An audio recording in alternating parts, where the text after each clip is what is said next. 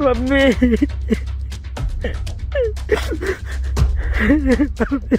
बच्चों का ख्याल सुसाइड कराए SIR वाले फॉर्म जो भरे जा रहे हैं फिल करे हैं, या तो इन्हें ट्रेनिंग देनी चाहिए थी, पहले ट्रेनिंग नहीं दी ना, एकदम BLO बना दिया।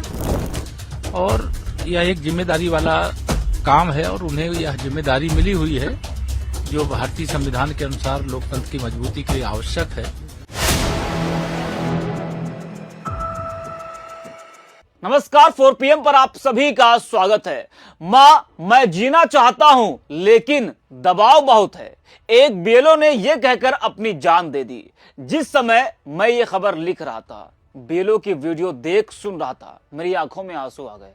मैं क्या, ये लाइन सुनकर कोई भी भावुक हो जाएगा। वो BLO जीना चाह रहा था लेकिन सिस्टम की लापरवाही ने उसकी जान ले ली। क्या लोकतंत्र की मजबूती का बोझ अब BLO की जान पर बन गया है? क्या जिम्मेदारी के नाम पर कर्मचारियों को मौत की तरफ धकेला जा रहा है? सवाल यह भी है, अगर SIR इतना जरूरी अभियान है तो फिर इसकी तैयारी इतनी लापरवाही से क्यों की गई? क्यों बिना ट्रेनिंग दिए BLO को लक्ष्य पूरे करने के लिए दबाव में झोंक दिया गया? क्या सरकार और चुनाव आयोग की चुप्पी सिर्फ आदेशों तक सीमित है, या फिर उन्हें मैदान में टूटते कर्मचारियों का दर्द सच में दिखाई नहीं देता? आज देश भर से जिस तरह BLO की मौतों की खबरें लगातार सामने आ रही हैं, वह सिर्फ आंकड़े नहीं, एक व्यवस्था की नाकामी का सबूत है। तो सवाल तो उठता है ना, SIR की सफलता ज्यादा बड़ी है या एक एक करके मरते ये कर्मचारी? कौन देगा इन मौतों का जवाब? और उधर डिप्टी CM केशव प्रसाद मौर्य जी ज्ञान दे रहे हैं कि जिम्मेदारी वाला काम है, विपक्ष राजनीति कर रहा है, उनके बहकावे में आप मत आइए। लेकिन सवाल यह है, क्या इस ज्ञान से BLO की जानें बच जाएंगी? क्या जिम्मेदारी का हवाला देकर उस दर्द को छिपाया जा सकता है जिसे देश भर के BLO हर दिन झेल रहे हैं? जब कर्मचारी खुद कहते हैं कि काम का बोझ उनकी जान ले रहा है, तब सरकार और चुनाव आयोग आखिर किस दुनिया में खोए हुए हैं? क्या उन लोगों ने कभी सोचा कि बिना ट्रेनिंग, बिना तैयारी के SIR जैसे बड़े अभियान को आखिर कैसे पूरा किया जाए? एक एक करके BLO मौत को गले लगा रहे हैं, परिवार बिखर रहे हैं, परिजनों की चीखें उठ रही हैं। तो सवाल तो उठता है, क्या लोकतंत्र की मजबूती का दावा करने वाले लोग मैदान में टूटते कर्मचारियों की मजबूती नहीं देख पा रहे हैं? दोस्तों, मुरादाबाद में SIR का बोझ, लक्ष्य पूरा न कर पाने की चिंता, बेटियों और परिवार की चिंता, और खुद की तबीयत का खराब होना, और हर दिन बढ़ते दबाव के चलते 45 वर्षीय BLO सर्वेश सिंह ने फांसी लगाकर अपनी जीवन लीला हमेशा के लिए खत्म कर ली। पुलिस मौके पर पहुंचती है। तलाशी के दौरान सर्वेश की जेब से 3 पेज का सुसाइड नोट बरामद होता है। सुसाइड नोट में सर्वेश ने खुद पर लगातार बढ़ रहे कार्यभार, लक्ष्य को पूरा न कर पाने की चिंता और अधिकारियों के दबाव को आत्महत्या का कारण बताया। सुसाइड नोट में उन्होंने लिखा कि रात दिन काम करता रहा, फिर भी टारगेट पूरा नहीं कर पा रहा हूं, सिर्फ 2 से 3 घंटे की नींद ले पा रहा हूं। सर्वेश ने पत्र में आगे लिखा कि पहली बार BLO बनने के कारण काम समझने में समय लगा, लेकिन समय कम था। मेरी 4 बेटियां हैं जिसमें से 2 की तबीयत खराब रहती है, उनका ख्याल रखना। उन्होंने कहा कि मैं जीना चाहता हूं लेकिन घुटन और डर बहुत बढ़ गया है। मौत को गले लगाने से पहले सर्वेश सिंह ने एक वीडियो बनाया जिसमें वह अपनी मां से बात करते हुए कहते हैं, SIR के काम का दबाव बहुत ज्यादा है, ना मैं सो पा रहा हूं, ना काम कर पा रहा हूं, मेरी 4 बच्चों का ध्यान रखना। मैं जीना चाहता हूं लेकिन दबाव बहुत है। वीडियो में सर्वेश बार बार अपनी मां को आवाज देते हैं और रोते हुए अपनी मजबूरी का जिक्र करते हैं। जरा आप भी सुनिए BLO सर्वेश सिंह को। दीदी माफ करना, मैं तुम्हारे विश्वास पे खरा नहीं होता आया। मम्मी प्लीज बच्चों का ख्याल रखो, मेरे साथ बता दी क्या होगा। मैं चुनाव के इस खाते में समझ रहा, काश मैं इसमें निपुण हो पाता।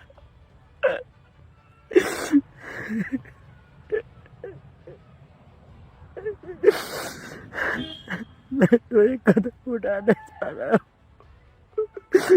इसका स्वयं मैं ही जिम्मेदार हूँ। इसमें किसी का कोई दोष नहीं है, मेरे परिवार को कुछ नहीं कहना है। मैं बहुत दुखी हूँ, इस दिन से चैन से नहीं सो पाया हूँ। मेरी छोटी छोटी 4 लड़कियां हैं।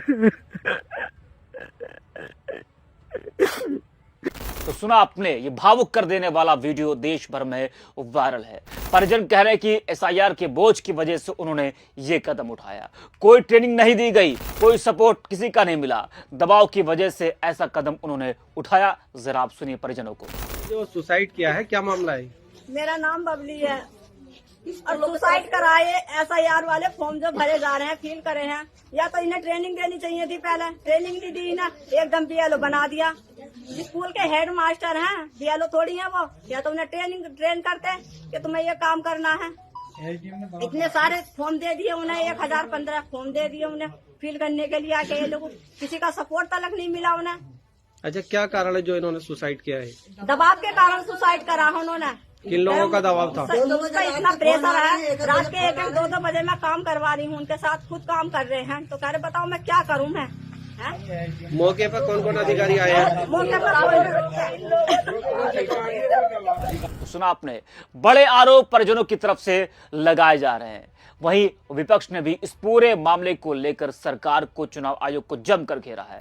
लेकिन इसका असर चुनाव आयोग और सरकार पर कितना पड़ा? ये कोई पहला केस तो नहीं है। इससे पहले कई बेलों ने आत्महत्या की है और कई बेलों की हार्ट अटैक से मौत हुई है। वही बेलों की मौत पर विपक्ष लगातार हमलावर है। लोक गायिका नेहा सिंह राठौर ने लिखा कि आत्महत्या कर चुके बीएलओ सर्वेश सिंह की इन चीखों को सुना गया होता तो आज वो जिंदा होते। अभी भी बहुत सारे बीएलओ इसी तकलीफ को झेल रहे हैं। इससे पहले कि बहुत देर हो जाए, उन्हें बचा लीजिए। सरकार क्रूर और चुनाव आयोग बहरा हो चुका है।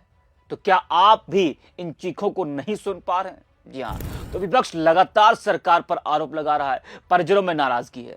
उनका कहना है कि सरकार और चुनाव आयोग ने बिना योजना के यह काम शुरू कर दिया, जबकि पहले ट्रेनिंग, टीम गठन और पर्याप्त समय दिया जाना चाहिए था। सोशल मीडिया पर भी कई लोग आवाज उठा रहे कि बेलों की चीखें दबा दी गई और उनकी परेशानियों को अनदेखा किया गया है। इस बीच यूपी के डिप्टी सीएम केशव प्रसाद मौर्य ने एक बड़ा बयान दिया कि एसआईआर एक जिम्मेदारी वाला काम है और बीएलओ को विपक्ष के बहकावे में नहीं आना चाहिए। उन्होंने कहा कि यह काम लोकतंत्र को मजबूत करने के लिए आवश्यक है। लेकिन सवाल यह है कि क्या केवल जिम्मेदारी का हवाला देकर बोझ को सही ठहराया जा सकता है? जिम्मेदारी वाले काम करने के लिए सरकार और चुनाव आयोग की भी जिम्मेदारी है कि वे कर्मचारियों को सही ट्रेनिंग, उचित समय और सुरक्षित माहौल दें। सर, आप भी सुनिए केशव प्रसाद मौर्य। देखिए, मैं सभी अपने ब्यूरो साथियों से ये कहूंगा कि चुनाव आयोग के द्वारा समय समय पर कोई न कोई अभियान चलाया जाता है। कर्तव्य पालन हिम्मत के साथ करें, किसी विपक्षी के उकसावे में ना आवे। उनके पीछे उनका परिवार है, उनके परिवार के सदस्य हैं और यह एक जिम्मेदारी वाला काम है और उन्हें यह जिम्मेदारी मिली हुई है जो भारतीय संविधान के अनुसार लोकतंत्र की मजबूती के लिए आवश्यक है। और जो विपक्ष हंगामा कर रहा है, वो दुष्प्रचार कर रहा है, अफवाह फैला रहा है और भविष्य की उसकी राजनीति, उसको लगता है कि एसआईआर के कारण से संकट में पड़ जाएगी। जो बूथ लूट करके देश लूटते थे, बूथ लूट करके प्रदेश लूटते थे, उनको परेशानी है। लेकिन जनता खुश है। एसआईआर के बाद बिहार का चुनाव हुआ और विपक्ष के इसी आचरण के कारण से वहां के लोग उनसे नाराज थे और भाजपा गठबंधन से खुश थे और हमें बड़ा जनादेश दिया है। और हमें पूरा विश्वास है कि हम पश्चिम बंगाल का होने वाला विधानसभा चुनाव भी, जब मतदाता सूची का शुद्धिकरण हो जाएगा, तो जीतेंगे। चुनाव आयोग ने फॉर्म भरने की जो तिथि थी थोड़ा आगे बढ़ा दी है, तो कहीं न कहीं वो तो स्वागत योग्य विषय है, सबको स्वागत करना चाहिए। चुनाव आयोग के सामने किसी भी राजनीतिक दल को अगर कोई समस्या है तो उससे कहना चाहिए। और चुनाव आयोग ने एक सप्ताह का जो समय बढ़ाया है, इसका हम स्वागत करते हैं।